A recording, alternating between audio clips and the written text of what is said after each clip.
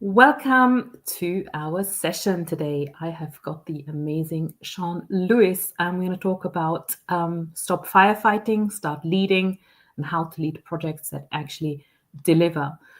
Before I hand over to Sian, I'm going to actually just share a little bit more about her and the session and who it's for. And also a little bit about me. For those who don't know me, I am Sabine Matharo. I am one of the founders of the Empower Me Hub.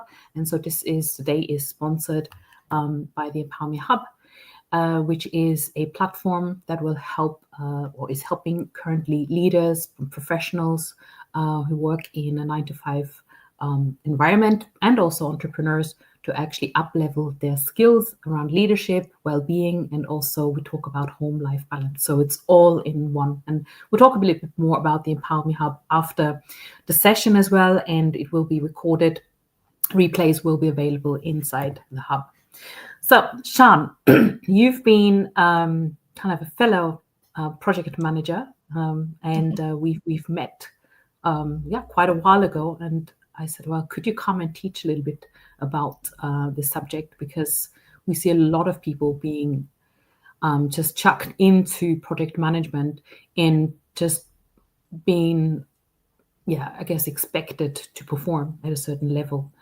And you've got over 30 years of experience, right, working within program management, project management, PMO transformation. So I'd love to hear what you've seen and why you decided to put this talk together. And with that, I'm going to hand over to you. Thanks, Sabine. Yeah, you're right. We've known each other for a little while now. I guess, as you said, I've had more years than I care to admit to, 30 plus years working within the project program and portfolio space. And my observations over the last, especially the last 10 years, is that when I first started out, I got trained as a project manager, sort of thing, and understood the basics. And what I found in especially the last 10 years when I've been acting as director or head of projects, is that the project managers don't get trained anymore. They don't know the basics. And so part of what I've pulled together, and I'll talk about it a bit later in my presentation, is I'm creating a PMO academy, so where we can go through the basics for project managers, but also for PMO. You mentioned the project management office. It's a slightly different discipline. We're looking at change management, because they're all parts of the same coin, but they all have slightly different aspects to delivering that overall change. So part of what I'm doing today, what we talked about, sort of things, actually just to give some hints and tips and some frameworks on how you can start to work through what it is you need to do and how you can do it. And that's the basis for today's talk. Fantastic. So I'm going to give you the stage and grab your slides. So take it away. Thank you. Thank you so much. Okay, so today's topic is stop firefighting and start leading, and then how you can give yourself some time and some systems to help you lead projects that actually deliver rather than just spinning, sort of thing. So I'll go on to the next slide now, and I'll just introduce myself a little bit more. So as Sabine said, I've got over 30 years experience in project program and portfolio management, delivering change into household names, including some of the large banks. I've worked for some of the transportation systems and also utilities. So got a broad background of delivering change into different contexts and different ways of working. And as I mentioned before, I've now set up on my own. I'm now called the PMO coach, and I have created a PMO academy, which is going to go live in a couple of weeks' time, to be that one-stop shop. So for professionals, SMEs and entrepreneurs, to come in and do a mix and match, sort of thing.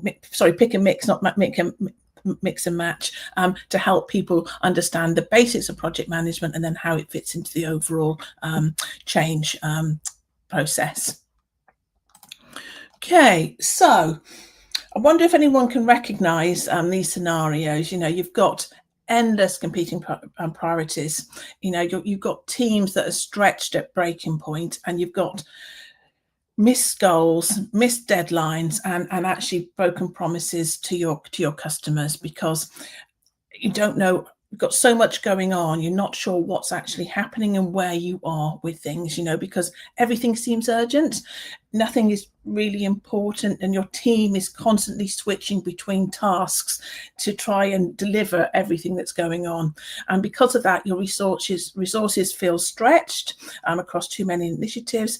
People are working hard, but actually not achieving as much and feeling burnt out, while trying to deliver those results. And as a consequence of all of that, your deadlines slip, your quality suffers, and your suppliers, your customers, and actually your internal customers also lose confidence in your ability to deliver. So I'm hoping there's some of you out there will recognize this scenario. So don't panic. There are ways we can do things to help this improve. So I think we talked about then that, there is that chaos cycle, sort of thing. So if we can understand why, if firefighting becomes the default mode, is we need to break free from that. And this cycle at the moment is self-perpetuating and unfortunately all too common. But it's not a lack of capacity that creates this chaos. It's the lack of clarity around what is important.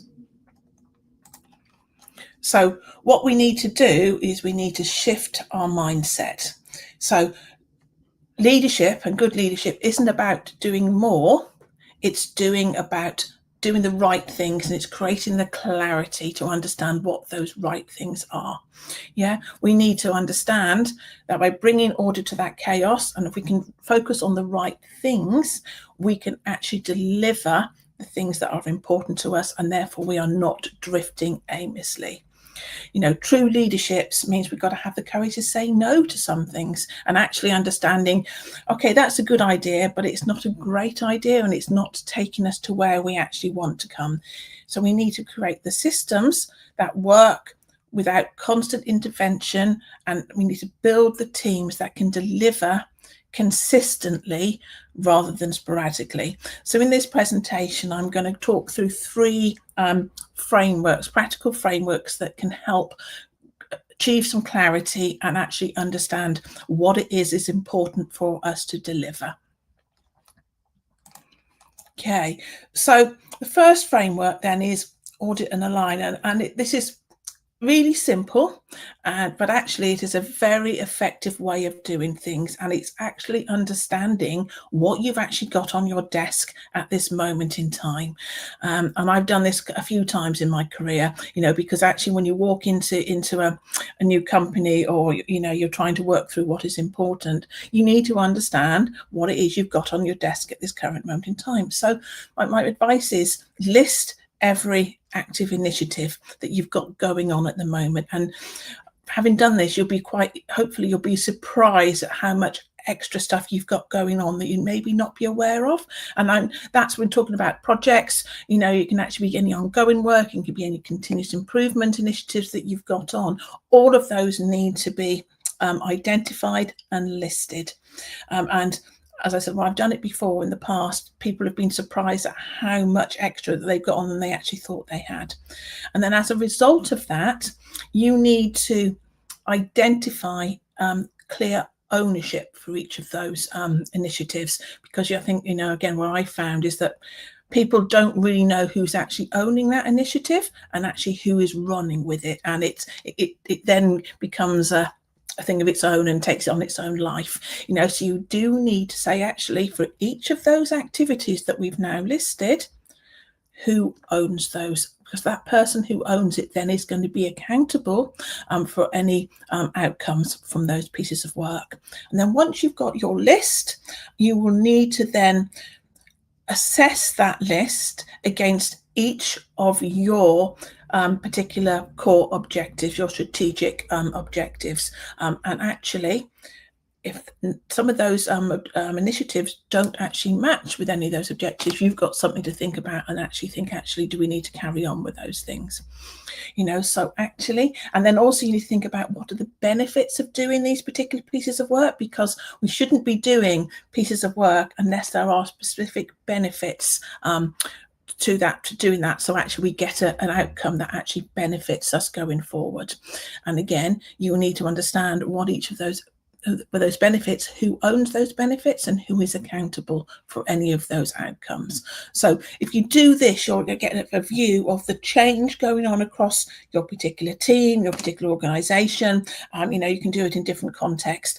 You can then say, actually, of all of these things that are going on, what benefits are we getting? And then actually what aligns to our strategic outcomes going forward, and then said you can then say actually these do, these don't, these are the ones we need to have a discussion about, sort of thing. So it just gives you, in a very simple exercise, a view of everything that's going on your plate at that moment in time.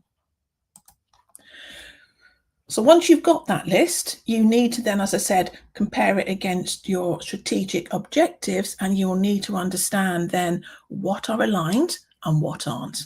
And then if you've got the aligned projects, you can then see those clear connections to your strategic goals. You can have your measurable outcomes, and you can then understand what stakeholder support you need. These aligned projects should be able to energize your teams and should be able to deliver lasting value. The ones that are slightly misaligned, then they could very well be, we've always done it this way, we've always done this particular piece of work, sort of thing. So as I said, if they're misaligned, those are the ones that you need to go and have a conversation about, and actually these are things we need to carry on doing. And it might very be after that conversation, actually it still is worthwhile doing that, but at least you're then making that decision in full knowledge that it might not necessarily be on your aligned list, but it's something as a company or as a leader you still need to do. So you've got your list of activities. Now you know what aligns, what doesn't align. So you've got at least a starting point for going forward. And again, this doesn't have to take very long. It depends on obviously the size of your company, the size of what you're looking at, and then how you can do it, but it shouldn't take too long to at least pull a picture. You might not get the whole picture, but you should get about 80 to 90%, and it's a good starting point to go forward. Okay, so framework 2 then is prioritization. And we all know everything's urgent, everything's needs to be done tomorrow, but actually if everything is a priority and a top priority, then actually nothing is. Sort of thing. And then actually, if you do not have a clear prioritization list, teams go off and create their own, sort of thing. And then actually those self-created projects might not be delivering what you want them to deliver, and sometimes priority is called by whoever shouts the loudest, or the nearest deadline, or actually it's the easiest task rather than the most impactful task. So actually you need to understand, what is it from this list that we've identified? How do I go about prioritizing those lists? Because the reality is you can't do everything. There'll be a limiting factor. That could be time, it could be money, it could be resources, it could be a mixture of all three. But actually you need to understand, okay, what do I get biggest bang for my buck? What's going to actually take me along the route that I want it to, in order for us as a company to move forward? Because if you don't do that, you'll find out that your teams can waste time on low impact activities. Important deadlines get missed, while the smaller and more unimportant ones are met. You find that morale drops because people feel as if they're on that treadmill, but they're not actually delivering anything, and therefore what's the point? And also you'll find out that stakeholder confidence erodes because you're not delivering on your promises. So if you then start to think about, I've got my aligned list, I now need to prioritize that list, at least just starting to move forward in that focus and that clarity. So just for some example of simple prioritization frameworks, and you can make this as simple or as complex as you're wanting, depending on the context in which you're trying to do this. So for me, what I've done in the past is we've come up with a set of prioritized criteria that we can then weight, and some examples can be used. It can be the strategic case, i.e. are they taking us on the right direction, the strategic direction that we want to go. It could be a financial case. Actually, this has got a really good business case and it's going to deliver benefits, financial and otherwise, to the company. It might very well be it's a regulatory requirement, and therefore you've got to do it. Also, depending on the industry where I've worked before, because we've had lots of safety. I've worked for NATS, which is the Air Traffic Services, and then also for a ferry company where safety is key. There's also, depending if you're working in cyber, there may be cyber implications, there may be environmental implications, or capability, if you're working towards a TOM. Those are just some ideas of prioritisation criteria. There can be more. So you need to agree what of those prioritisation criteria you want to use. And my advice would be, if you're doing this for the first time, keep it as simple as possible. It might very well be strategic, financial, and a regulatory, sort of thing, to give you that weighted prioritisation. If you go through that exercise, you'll come out with a score and a ranking for each of those identified aligned projects. What you then need to do is assess, actually, take the top 10. Can I deliver all those with the resources I've got, with the money I've got, and actually what are the risks to the company if I don't do X, Y, and Z? So you need to assess it against risk and deliverability to give you that then a proposed prioritized portfolio. Actually what was number 1 before, because of discussions, might come down to number 4 because of X, Y, and Z. And then once you've got all that, you will need to then schedule those ranked projects according to urgency. If it's a regulatory project, for example, needs to be in by a certain amount of time, you need to factor that in. The resources you've got, the skill sets those resources have, and then actually if there are any dependencies, actually we can't do project X because until project Y completes. And then actually that will then give you a list of things that you can then have a discuss at. And it could be very well be, if money isn't your limiting factor, it might be time. Do we go out and buy? Do we go out and buy and outsource this to somebody? Do we build in-house? Then do we stop or defer? So it all depend on context, and actually depending on different companies might come up with a different actually order of things because of their priorities, and context will be different. So it will all depend on the context in which you're doing it in. So that's one way of coming up with a prioritized list of activities that you can then take forward. And then just to give you another framework around the balanced portfolio, and you can have a look at then about the risk and the reward idea. So this idea, the McKinsey 4-box, can give you a more of a visual view of then of how your projects can look, sort of thing. So actually, for this amount of money, how much I'm going to get, but that's what's the risk and what's the reward against that. So there's different ways you can take that information and put it onto your sorry, apologies. If you put it onto your balanced portfolio view, and you can do one actually on time as well. So actually we need to deliver 2 or 3 smaller projects to bring the money in order to do the larger one. So there's different ways you can then take that data and actually plot out what is best for your particular organization. So let me give you a real world example. I went into a particular company. I was their head of enterprise project management office, and they weren't really delivering on their current projects because they weren't delivering. They weren't getting the money in commercially. Therefore, they only had a limited budget in order to spend to invest.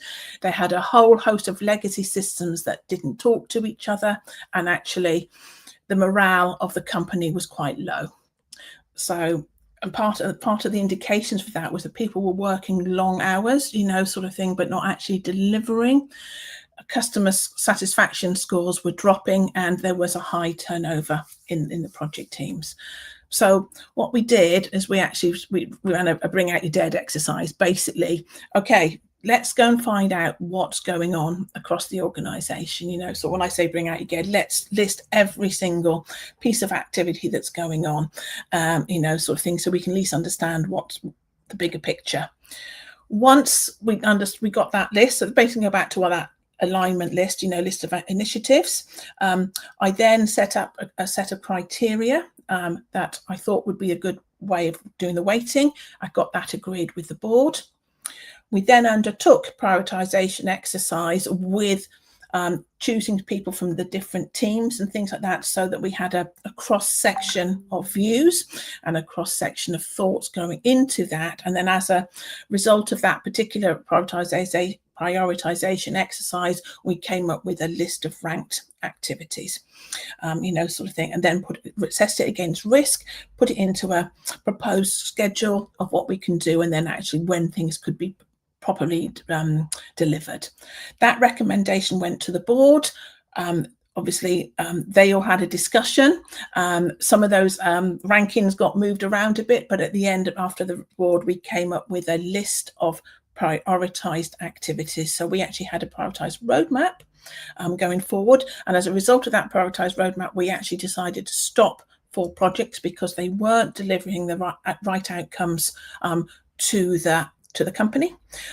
They were tended to be one of the directors was their pet projects, really, sort of thing. But actually, on discussion at the board, the consensus was that wasn't the most important thing. It might have been for that particular business unit, but for the company as a whole, they were not the most important things to be focused on with the limited budget they had at the time, sort of thing. And then actually, as a result of that, because everybody knew what was being done, when there was a resource conflict or whatever, we had a prioritized list to go against. So actually, people weren't stealing other resources to go and work on different activities, and got the team engagement scores back up, and the customer satisfaction score improved because we were delivering the right things for the customer.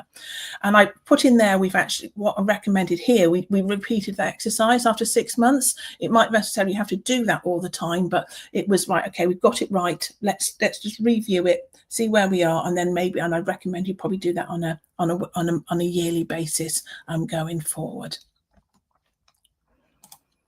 Okay, and then finally, the third framework I'm going to talk about, there are lots more frameworks, sort of thing, but I'm trying to keep this quite simple and quite high level, is to put some simple systems into your business so that they can just help you. And these don't have to be complicated. I think when people saw you need to put some systems or some process or some structure, people think, oh, that's far too complicated. We can keep this as simple as necessary, because actually otherwise you're going to stay sitting in that firefighting approach. You're going to be chasing updates, emails and meetings. You're going to be more reactive to the problem solving. I think we've all been there. There's constant interruptions and status requests, sort of thing, where are we with this? Where are we with that? Rather than actually having a more formal process to do that. You're going to be looking for information, so time is spent doing that, and decisions can be made without a full context or understanding. So the result of that way of working is that you spend a majority of your time on administrative tasks rather than that strategic thinking. So if we just put some structure and some processes into a business, it will help by giving you a clear visibility of what's going on and actually into the project status of everything. We can be more proactive in identifying risks and issues earlier. Hopefully you'll have the right information and one source of information rather than different sources of information, and I think we've all been there where that's not the most up-to-date view and things like that. So if you have one single source of truth, then you can't you stop those arguments dead. So you have the right information going to the right people at the right time automatically. Any decisions will be supported by that data, and that will then mean that time is spent on that strategic leadership rather than that administrative task of putting the information together to help have a conversation. So at the end of that, you can say actually good systems don't require more work. They will actually eliminate wasteful work whilst improving the outcomes. So again, these can be as simple or as complex as you want them to be, depending on the context and depending on what you want out of it. But, a very simple thing is maybe just having a daily, weekly priority review. So at the beginning of the week, say what are my top top 3 priorities that need to be done this week. Identify any blockers, confirm any resources you need to do that. So therefore you don't need any lengthy status reports. You just need to say, okay, these are the 3 things we need to get done this week. And then what I do is on every morning, I'll just say, actually, does that still hold? Has something come in or something that's changed that maybe might change that around, but, sort of thing. So the idea is you keep on top of all your priorities that week. And my advice is not to try to do too much. Okay, I think we mentioned it before. You need to have clear ownership. So every deliverable, every initiative has one named owner. And if that's the case, then you don't have to have any shared accountability. That person owns the outcome of that particular piece of work and has the authority to make decisions on that. Again, what I find useful is simple dashboards. Identify your key indicators that you want to track. And again, I would try to keep it to minimum, 3 or 4. You don't need the whole 9 yards. And then actually you can then start to see if you do a visual status like a RAG, which is red, amber, green, which means red is off track, amber means it's at risk, and green means on track. You can see very quickly where you need to focus your efforts. So green, great, fine, lovely to hear about. Amber and red, what are we doing about those things? So keep it simple. Don't have to have anything complicated or lengthy explanations. If it's a red or an amber, right, what's our path to green? How are we getting out of what we are at this moment in time? And then understanding what it is, and then actually communicating what that is. And then also, depending again on the size of your company or whatever, if you can standardize your checklists and your processes, you can then actually have consistency across the piece so that everybody knows exactly what a good status report looks like, what a good requirements document looks like. So you're not reinventing the wheel all the time. And actually, you will find that as you do it more and more, you will start to build up a really good library of what good looks like. And it does takes away the time. It takes away the effort of having to reinvent the wheel every time, and you will get a better quality document out of it as a result. But I would say here, don't try and do everything at once. Just start with one simple tool, prove its value, and then introduce a new one and going forward, because project sort of version 1 is better than version 0. And actually, once you've got something into place, as you start to use it, you can start to work through how it is you want to improve that and keep continuously improving that as you go forward. So these aren't meant to scare people. These can be very, very simple, sort of thing. It's just putting some structure and some process into place to start to understand how you can work more efficiently. We can talk about time management, productivity management, Pomodoro. There's a whole load of other tools and things that can actually be included, but I've just started to include 4 of these very simple things you can start with. And then another thing here to think about is actually, once if you've delivered something, are you getting the benefits that you thought you would out of it? Because what we tend to find is that, you can deliver a system, but actually you're not getting the benefits out of it that were predicted. And actually it's no lasting value, and that value goes down over the course of 12 to 18 months, because actually, we've delivered the system, why isn't it working? Because the harder part comes when you're trying to implement that particular system into the change in the hearts and the minds of the people who are actually using that system. So you need to make sure that you understand what the outcomes are going to be beyond delivery. You need to assign a benefits owner or owners who then are accountable for owning the outcomes from that particular implementation, not just for when it goes in, but 12, 18, 3 years down the line. And actually, in larger organizations, what we've done before now is we've actually fed that into your performance reviews and things like that. So then those benefits don't drop off. They are then foremost and focused for that particular benefit owner.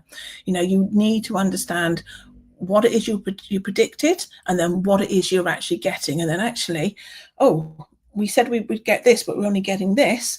There's a conversation to be had. Actually, do we go after that gap, or actually is that gap not worth it, depending on the cost and things to get there now, and we're actually happy where we are? I'm just saying that the data will give you an opportunity for conversation, and that conversation will dictate then actually, yes, we set up another project in order to get that set of benefits, or actually we're happy with where we are at this moment in time.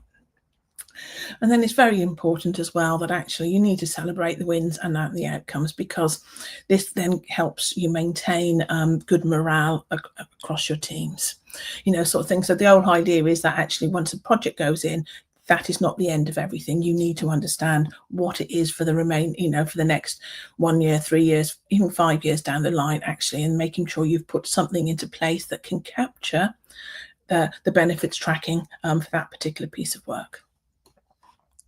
And the feedback mechanism as well, so that if the benefits aren't as great as they thought, you can feed it back in so that a discussion can be had to say actually what we're going to do about it. So just starting to sort of wrap up now in terms of, so if you want to lead for continuity and to get those lasting outcomes, you need to think beyond, individual project boundaries. You need to create those sustainable systems that will deliver the value long after those specific initiatives have ended. So you need to think about planning your project, not just how it will be delivered, but how will it be sustained beyond. You need to build in the maintenance improvement into your original scope, but it's the original scope is what you track in terms of time, money, and cost, but you need to ensure that the outcomes afterwards are tracked as well.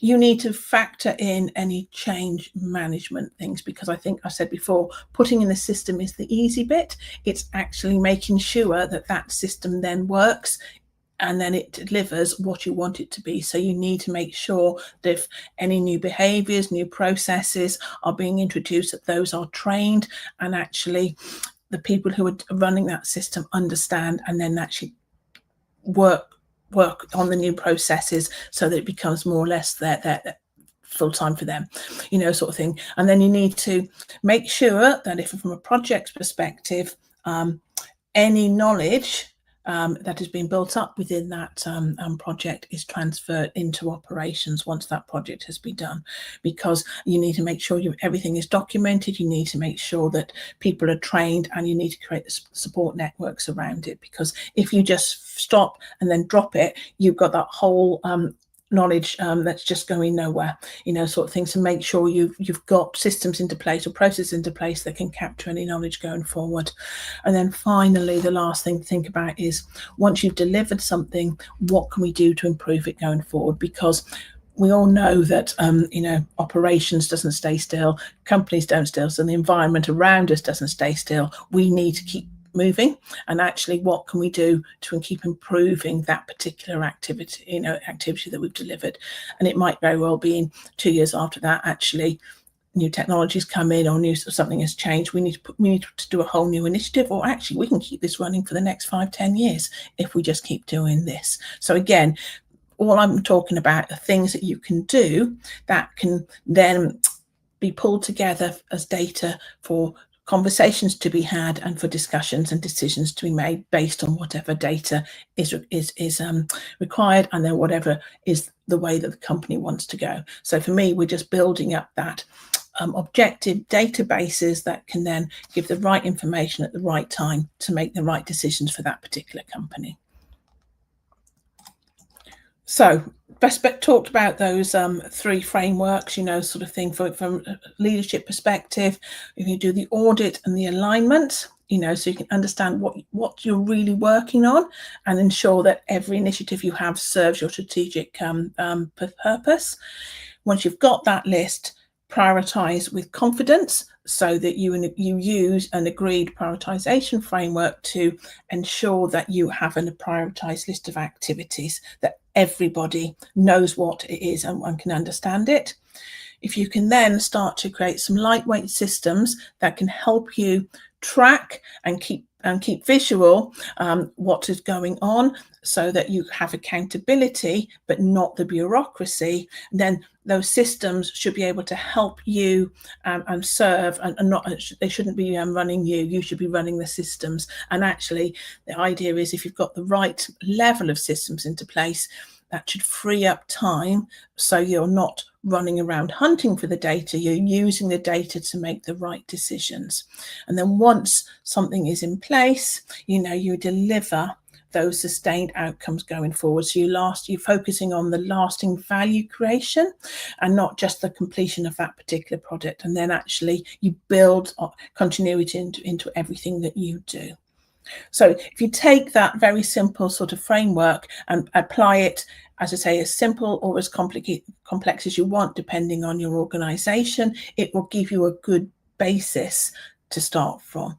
There is a lot more other things that we can talk about, but I thought just keep it really simple for today's conversation, because for me, you've got to get the basics in first, and a foundation before you can build on going forward. So my challenge to you then is sort of the next step. Don't wait for that perfect moment, to complete your transformation. You can just start with one simple action that can immediately improve your project leadership effectiveness. So you could conduct a quick initiative audit. As I said, it won't take you long. Spend 30 minutes listing through your active projects, and then identify those which ones clearly align with your strategic goals, and then actually the ones that don't. And then you can at least have a good idea of those are the things I want to carry on with. And then also for me, if you think about your mindset and, sort of reflection, if you can think about what single shift will you make this week to move from the firefighting to leading, sort of things. And it doesn't happen overnight. It happens through consistent small changes that compound over time. And you'll find that actually, if you start being consistent and you start doing these things, your ability to focus and start to leading will improve, and the noise from the firefighting will die down, sort of thing. Just don't expect everything overnight, but if you start to put some of these simple frameworks into place, this will start to help you focus on the right things. And then obviously once you've got the right things, there's a whole another ball game on how you deliver them, how you put them for, so how you plan it, how you deliver it, how you deliver the benefits. But that's for another presentation, that's for another topic. But that is what I'm talking about here, is just, we've just put that simple framework into place. You can start to quiet the noise down and actually know what you need to focus on in order to deliver on your strategic aims. Okay, I think I've rattled through that quite quickly. I don't know if there are any questions to be answered. Yes, we're back. Thank you so much, Sian. If there are any questions, anyone who's watching live, we have a few live viewers, please put them in the chat. Don't be shy. We're very, very welcome to answer your direct questions. I did have a question. Of course. Whilst we're waiting for other questions. So if someone watches this and then only implements one of the 4 frameworks, which would you suggest to start? I would start with a list of initiatives, because you need to understand what you've got on your plate. And I know when I've done this before now, you'll be amazed. What, we're doing that? Who's doing that? Sort of thing. And actually, if you've got that list, everything else can follow. But if you don't know what you're actually doing and what your people are working on, how can you start to get them focused on the right things? Yeah, and then I guess it gives you another sort of point where you can start to evaluate: is this actually still aligned? Yeah. Is this actually leading to something? And how long has this project been on? How much have we spent on this? Yes. Who are the resources? And sometimes we just don't know anymore, isn't it? Yeah. Because and you find out Joe Bloggs has been doing this particular thing, once a month or twice a month for the last 10 years, sort of thing, and adding no value whatsoever. I know. I get this all the time. Yeah. It's just really questioning everything. And I guess, I don't know, how often can you do this? twice a year, quarterly? I think it would depend on the context and depends on the size of your things. But I would build it into your overall processes at least, and ask the question maybe every once a quarter. Yeah. Because if you get, and again, I don't want to complicate things, but if you then get your pipeline process correctly, then nothing should get started without it being known, sort of thing. But depending on the size of the company, you might not need a pipeline process, but you need to be aware of any change that's happening, because you need to understand what your change landscape further down the line is, and actually where the changes are landing. Because again, change fatigue can kick in, and actually if something else has just started off here, but hang on a minute, that's going to land when something big is going, sort of thing. So again, it's understanding the picture. And then actually, if you understand the picture, you can start to make decisions and have conversations. Absolutely. And I guess once you have this wonderful, all these tools established, then you have this pipeline and should be working like clockwork, because you have an overview of the projects. The projects are being managed within each category or within each team properly, where there are tools to track milestones and to see what's going on, what's the return on investment, all the risks and everything else, right? Yeah, a project shouldn't start unless it's gone through a few hurdles, sort of thing. And actually, is this, good idea? Go away. He'll have a little bit of seed money. Go away and build it up, and then it comes back with a. It can be a very, very basic business case. It doesn't have to be, 100 pages or anything like that. But actually, just to give you an indication, actually, this could fly. Actually, by giving us, with the data we've got at this moment in time, this could fly. And then obviously the next phase is to develop that further, because you need to put then checkpoints in all the time. So actually, when it doesn't fly, you need to fail fast.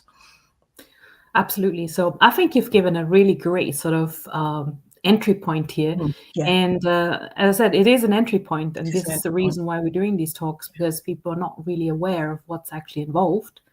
And this is where perhaps, I'd like to share an invitation here.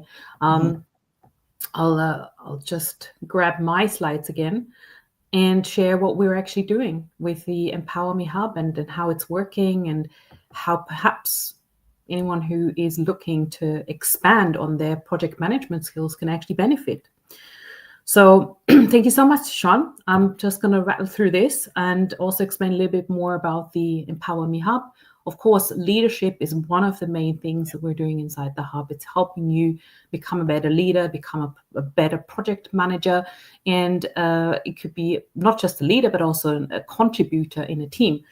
And what we understand is that we are whole humans, right? We understand that we're going through stress. We've got burnout because there's a lot going on right now in organizations, more workload, perhaps lack of motivation because there's not the support there, anxiety, frustration, all of the things.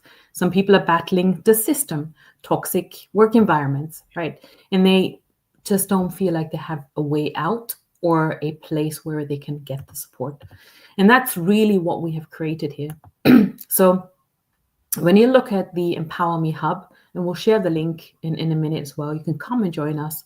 It's a really amazing community, but we've also got training, classroom, live events, lots of different things that will help you actually get motivated, but also keep going, because it is a journey. And as I said, the reason why we created the hub is because we believe that every human being wants to do something meaningful, deserves the opportunity to grow and have a purpose in life. But not only that, perhaps you might want to get that next promotion. Perhaps you're looking for a pay rise. That is exactly the place for you. And imagine what you can do when you improve your project management skills. And you can come in through the hub and also connect with Sian on this topic. So what we have is a training that enables career growth that also includes other areas of life. It's fun, interactive, and very much implementation oriented. It gives you a clear pathway for goals and assessments. My background is also project management, so the way I've put it together is to make sure that when you get started, that you will actually look at your goals first. Where are you right now? So it's literally project managing your life and your career, and we'll give you a 7-day jump start. So we'll actually have some really quick wins, and then we'll help you create your 30 and 90-day plans as well. Of course, you have accountability, and the beauty is you're actually in control of your own career. So you can take this membership and stay in a community even if you're changing employer. So you don't have to actually wait until your employer is giving you the support. You can actually take control right now. Of course, we have a community connected, and there are other people who are on the same journey. You can network with others who are also going through these motions and ask questions and share your wins. We want to celebrate you. Here's a snippet of what else we have. So project management is very much part of our career team leadership pathway, basically. But then if you know that you might want to dip into some other areas, maybe you want to look at your financial well-being, or maybe at your home life balance, right? So there's lots of different topics that you can dip in and out. So we've got the community. This is just a screenshot of how it looks once you join us. There's a community where you can interact with us, basically. You can post things, you can ask questions. We have a calendar as well. So when you want to come and talk to us live, or we have a live workshop, you can access the calendar. And then everything will be also saved inside our classroom where all the trainings are. And it's also searchable, as you can see on the top there. There is a search bar. So it's a really, really well organized community / training platform. And when you join, the first thing you would do is go through a quest. So we actually put together a flavor of what's included in the portal, and what sort of priorities you might want to set yourself. So we'll help you actually create your first set of goals. And that's why we've created the quest. So if you are ready to get yourself empowered, right? So this is called the Empower Me Hub, then do join us. We have a very special 50% off for life at the moment for the pro membership. So come and join us. This is the link there, and the QR code that you can use just from your phone as well. And if you have any questions and you want to ask us anything, what's included, whatever, just shoot us a message, right? We are here. Email us if you're interested, or just come and join us. It's absolutely, I think it's one of the best things that I feel that we've created as a whole community, because we've got over 50 experts in there as well. So, who knows, maybe there is some relationship challenges that you're going through. Maybe there is some physical illness. You can actually tap into so many different resources. I mean, Sian, you are in the hub yourself. So what would you say as also one of the contributors and members? Yes, I'm conscious. I've seen a question come in. I'll answer you first. Yeah, and I think I said to you, because I'm creating my PMO Academy, and I based it on Sabine's.